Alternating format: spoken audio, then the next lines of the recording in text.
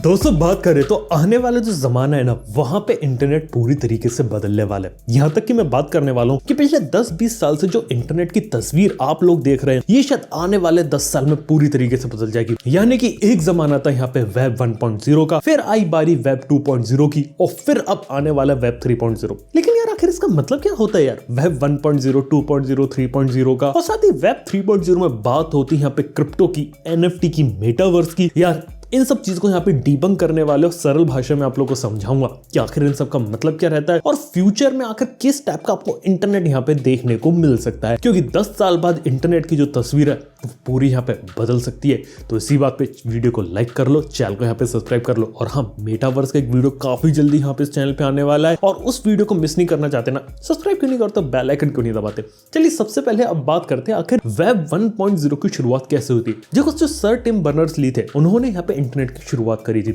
और देखा तो यहाँ पे ईमेल की भी शुरुआत हुई थी, और ईमेल के लिए एक प्रोटोकॉल बनाया गया था, सिंपल मेल ट्रांसफर प्रोटोकॉल। अब ज्यादा टेक्निकल भाषा में नहीं जाऊंगा कि एक सिंपल सी चीज बनाई गई थी कि एक ईमेल क्लाइंट से दूसरे ईमेल क्लाइंट पे किस तरीके से मेल भेजा जाए। और जब वेब 1.0 यहाँ पे सामने आता तो बिल्कुल ही सिंपल कंसेप्ट था कि आप कंप्यूटर के आके बैठेंगे, आपको एक वेबसाइट देखने को मिलेगी, और उस वेबसाइट से आप जो डेटा है वो देख सकते हैं। अपना ज्यादा कुछ इनपुट उसके अंदर आप नहीं कर सकते। जो वेबसाइट का क्रिएटर है उसने जो चीज वेबसाइट पे डाली है वही चीज आप वेबसाइट से देख सकते हैं। उसके अंदर ज्यादा कुछ करने की फ्लेक्सिबिलिटी थी नहीं। अगर आपको कुछ इंटरनेट पर डालना तो अपनी वेबसाइट बनानी पड़ेगी और वहां पे उस चीज को डालना पड़ेगा। ये कंसेप्ट था वेब 1.0 का। अब समस्या इसमें पता क्या थी, कोई भी कंटेंट को इंटरनेट पे पब्लिश करने के लिए आपको एक वेबसाइट होनी चाहिए, उसके ऊपर इंटरनेट पे डेटा डालना पड़ेगा, सर्वर मेंटेन करने पड़ेंगे, चीजें बहुत ज्यादा कॉम्प्लेक्स थी। और इंटरनेट पे कंटेंट पब्लिश करना कोई सस्ती चीज नहीं थी, इसमें बहुत ज्यादा खर्चा आता था। और इसी खर्चे को कम करने के लिए इन्वेंशन होता है यहाँ पे वेब 2.0 का। अब वेब 2.0 का बेस्ट एग्जांपल बनाता हूँ, ये है हमारा फेसबुक। अब फेसबुक ने, मार्क ज़करबर्ग ने फेसबुक नाम की वेबसाइट बनाई थी। अब उस वेबसाइट के अंदर ये था कि यूजर अपना एक आईडी क्रिएट कर सकते थे, लॉग इन कर सकते थे, और उस वेबसाइट के अंदर डेटा पुट कर सकते थे,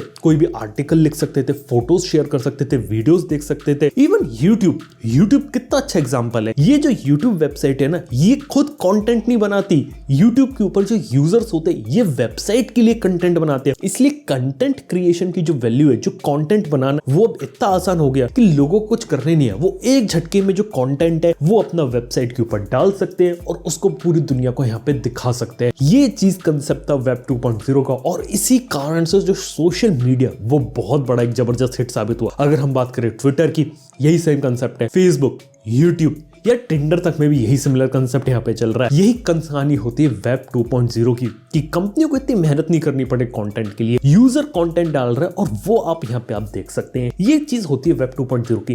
अब वेब 2.0 की समस्याओं के बारे में बात कर लेते हैं, क्योंकि आज के समय बहुत ज्यादा है। सबसे पहली चीज, आप कोई भी चीज ऑनलाइन पोस्ट करते हो, उसके बाद आपका जो अधिकार होता है उस कंटेंट पे खत्म हो जाता है। यानी कि ये वीडियो अगर मैंने यूट्यूब पे डाला तो यूट्यूब वाले क्या कर सकते हैं, ये वीडियो अब यूट्यूब की प्रॉपर्टी, अगर उन्हें रखना है तो वो रख सकते हैं, डिलीट करना चाहे तो डिलीट कर सकते हैं, ब्लॉक करना चाहे तो ब्लॉक कर सकते हैं। बिल्कुल ये सारी ताकत आज के समय में यूट्यूब के पास है।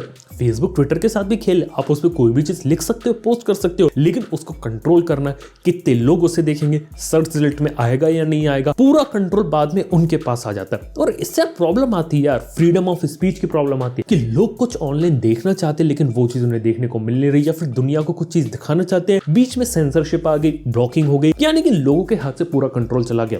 और इसके साथ ही जो वेब 2.0 है, ये पैसा कहां से बनाता है, ये बनाता है एडवर्टाइजमेंट पे। लोगों को दिखाता है ऐड कि आप देखने आओगे इंटरनेट पे, हम आपको ऐड दिखाएंगे और ऐड दिखा के पैसा बनाएंगे। यहाँ तक कि यूजर के डेटा को लिया जाता है, उसे ट्रैक किया जाता है, आगे बेचा जाता है। यार ये सारी समस्या होती है वेब 2.0 में, कि जो लोग हैं वो यहाँ पे डेटा तो डाल रहे हैं इंटरनेट पे, लेकिन प्रॉब्लम पता है क्या है, उस इंटरनेट पे डेटा का है ना, वहां पे कोई उनका अधिकार नहीं है। सारा जो अधिकार होता है ना, वो यहाँ पे जा चुका है उन कंपनीज के पास, जो यहाँ पे बड़ी वेबसाइट्स कौन करती हैं। और इसीलिए कहानी में यहाँ पे एंट्री होती है वेब 3.0 की, जो एक मसीहा बन के सामने आया है। और लग रहा है कि जो लोगों का जो डेटा होता है, इंटरनेट होता है, जो पावर होती है, जो बड़ी कंपनीज उसे यूटिलाइज कर रही है, गूगल, फेसबुक, अमेज़न जैसी, वो सारी ताकत लोगों के हाथ में आ जाएगी। अब वेब 3.0 है कि इसको सिंपल भाषा में समझते हैं। देखो वेब 3.0 में मतलब ये हो रहता है कि चेन है कंप्यूटर्स का, यानी कि कोई भी सेंट्रल सर्वर की आइडेंटिटी नहीं है। यहाँ पे मल्टीपल कंप्यूटर्स है, सब एक डिस्ट्रीब्यूटेड नेटवर्क से कनेक्टेड है, सब एक चेन की तरीके से यहाँ पे जुड़े हुए हैं। एक डेटा कोई भी एक जगह स्टोर नहीं रहता, उसकी मल्टीपल कॉपीज यहाँ पे पे स्टोर रहती है। और ये कंसेप्ट होता है यहाँ पे ब्लॉकचेन का। बिल्कुल सिंपल लैंग्वेज में समझा रहा हूँ।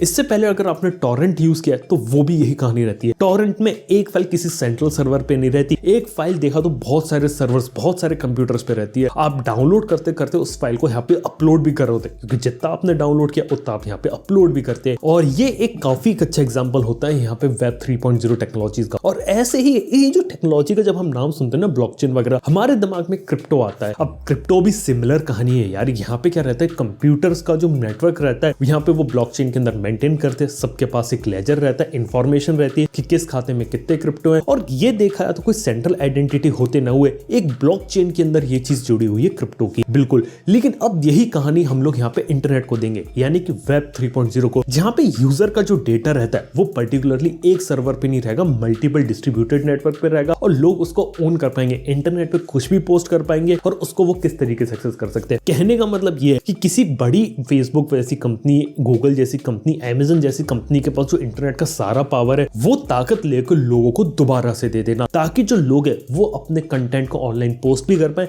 प्लस उसे यहाँ पे हम ओन भी कर पाए। इवन काफी अच्छा एग्जांपल है यहाँ पे NFT का।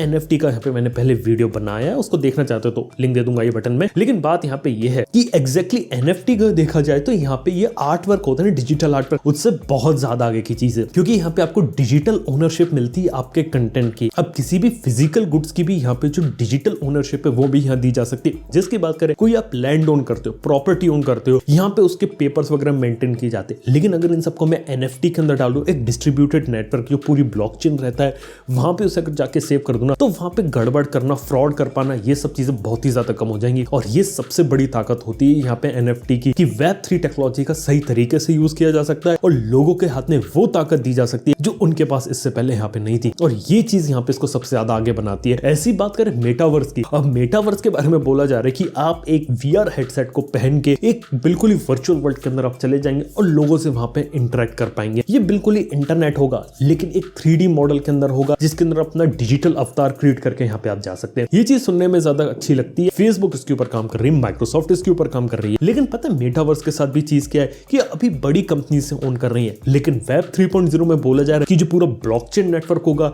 इसी के अंदर ही मेटावर्स यहाँ पे जाएगा और यहाँ पे जो लोग हैं वो मेटावर्स के अंदर एक दूसरे से मिलेंगे। यानी कि फ्यूचर में वेब 3.0 का ये होने वाला है कि लोगों का एक खुद का एक डिजिटल अवतार होगा। यहाँ पे लोगों की ऑनलाइन डिजिटल प्रॉपर्टी होगी, डिजिटल करेंसी भी होगी यहाँ पे, और सारी चीजें यहाँ पे डिजिटल हो जाएंगी। ये एक कंसेप्ट वेब 3.0 को यहाँ पे दिया जा रहा है। और इसी के साथ ही यहाँ पे कोई भी जो इंसान है वो पूरे इंटरनेट को यहाँ पे ओन नहीं कर पाएगा। कोई सिंगल एंटिटी ओनर नहीं होगी। यहाँ पे जो लोग होंगे उनके पास ताकत होगी। अब प्रॉब्लम इसमें यहाँ आती है, काफी बड़े बड़े लोग हैं वो इसका यहाँ पे विरोध कर, जैसे बात करें एलोन मस्क की, उनका यहाँ पे कहना है कि ये चीज यहाँ पे नहीं हो सकती, बहुत ही अर्ली कंसेप्ट है। जैसे काफी सारे दूसरे लोग हैं वो भी इसको काफी ज्यादा डिस्करेज कर रहे हैं कि वेब 3.0 का अभी कोई फ्यूचर नहीं है, बहुत ही ज्यादा आगे की चीज है, शायद आपको कभी चीज देखने को ना मिले। इसके साथ ही कुछ ऐसे लोग हैं, कुछ इनिशियल इन्वेस्टर है जिन्होंने ब्लॉकचेन टेक्नोलॉजी पे हैवी इन्वेस्ट कर रहे हैं, और उनकी इनिशियली प्लानिंग है कि किस तरीके से मेजॉरिटी ब्लॉकचेन यानी कि मेजॉरिटी कंप्यूटर्स का नेटवर्क को अपने अंदर ले लें, ताकि एक तरह से वो इस चीज को यहाँ पे कंट्रोल कर पाए। चाहे वो क्रिप्टो हो गया, NFT हो गया, या फिर वेब 3.0 वाली जो वेबसाइट, जो भी डिजिटल एंटिटी रहेगी या मेटावर्स रहेगा, उसको किस तरीके से। कुल मिला के बात की जाए, वेब 3.0 फ्यूचर होने वाला है। लेकिन वो एक देखने वाली बात होगी क्या लोग उसे ओन करते हैं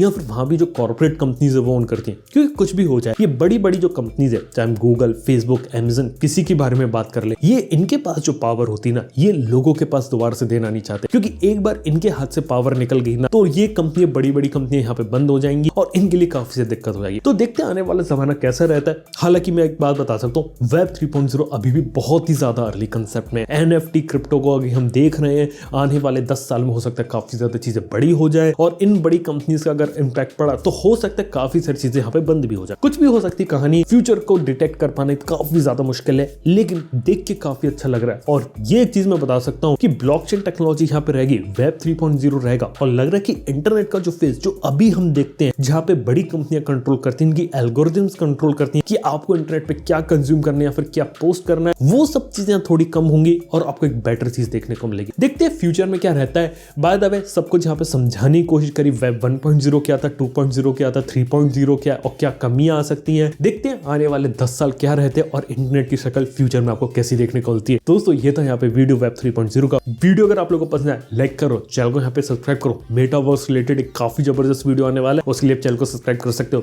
थैंक यू वीडियो देखने के लिए, मैं आपसे नेक्स्ट वन में गुड बाय।